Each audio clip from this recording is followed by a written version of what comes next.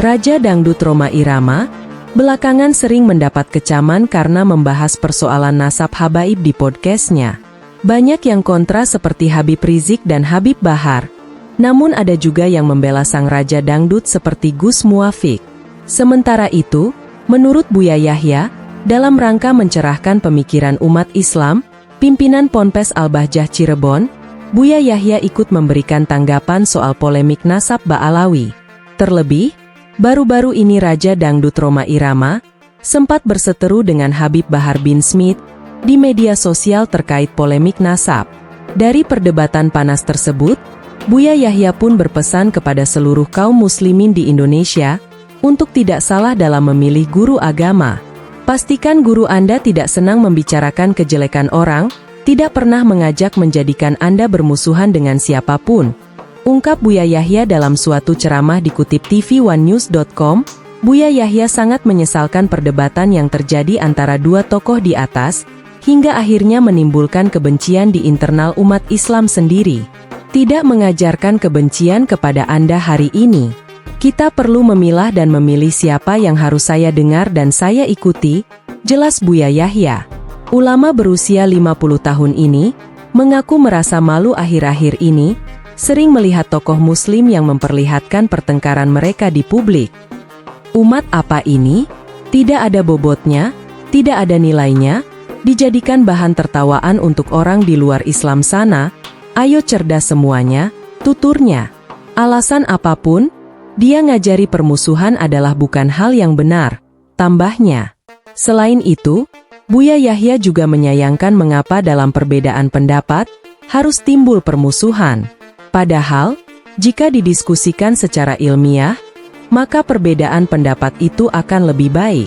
Innalillahi, kami lihat akhir-akhir memang terjadi perbedaan yang semua satu rumah akrab, gara-gara pemikiran seseorang menjadi terpecah jadi dua pemikiran katanya, paparnya. Buya Yahya meyakini, jika kebenaran yang disampaikan, maka sudah pasti tidak akan menimbulkan perpecahan. Namun sebaliknya, jika kebenaran yang disampaikan itu menimbulkan perpecahan, maka hal itu bukanlah sebuah kebenaran. Katanya mengajak kepada kebenaran, kalau kebenaran yang kau ajak tidak akan menjadikan orang sebab permusuhan, pasti Anda salah paham, kebenaran akan membawa keindahan kok. Apapun itu, tuturnya. Sekarang ada umat Islam terbelah-belah, sekarang kalangan kita, Ahlus Sunnah wal Jamaah yang katanya, lucu, bertanggung jawablah Anda yang buat perpecahan, ingat di hadapan Allah, sambungnya. Sementara itu, Gus Muafik membela Pak Haji Rhoma, kalau dirinya dicaci maki, sikap tersebut tidak pantas, seharusnya tabayun dulu. Dikutip dari channel YouTube Gus Muafik Channel, Kiai Sepuh NU itu awalnya sedang membahas agama dan hukum sosial. Agama itu ditempati oleh manusia.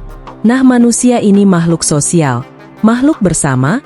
Makanya kemarin saya lihat ada orang yang mengolok-olok Rhoma Irama itu. Saya sedih. Gus Muafik menegaskan jika dirinya kecewa, lantaran banyak yang mengolok-olok Rhoma Irama. Bukan tanpa sebab, Gus Muafik menilai, banyak orang yang bisa bertahan hidup berkat sosok Rhoma Irama. Lagu Rhoma Irama menghidupi pengamen-pengamen se-Indonesia. Siapa yang orang sodakohnya paling banyak mengalahkan Rhoma Irama? Enggak ada di Jakarta, tuturnya. Coba sampean cek, grup dangdut sebegitu banyak menyebar di mana-mana, itu hidup karena lagunya Rhoma Irama. Timpalnya lagi, tidak hanya sebagai Raja Dangdut, Rhoma Irama juga seorang aktor film yang hebat, beberapa film sudah dibintanginya. Misalnya saja film Menggapai Matahari, menurut saya alur film tersebut sangat luar biasa. Al-Kisah, dalam perjalanan pulang di sebuah perjalanan, Rhoma Irama dan Tika menikmati pemandangan alam. Tiba-tiba, mobil yang dikemudikan oleh Tika menabrak Selvi, kekasih Indra, hingga tewas. Namun, di persidangan Rhoma justru duduk sebagai terdakwa, menggantikan Tika, karena Rhoma tidak ingin Tika menderita. Rhoma dihukum penjara selama 5 tahun, demi menolong kekasihnya itu. Setelah mendengar keterangan para saksi dan terdakwa yang diajukan di dalam persidangan, maka ternyata saudara terdakwa Rhoma Irama terbukti bersalah melanggar pasal 359 KUHP dan karena salahnya terdakwa sehingga matinya orang lain. Dengan mempertimbangkan hal-hal yang memberatkan dan meringankan terdakwa, maka Majelis Hakim menjatuhkan hukuman 5 tahun penjara potong tahanan kepada saudara Rhoma Irama dan membebankan biaya perkara kepadanya sebesar Rp3.000.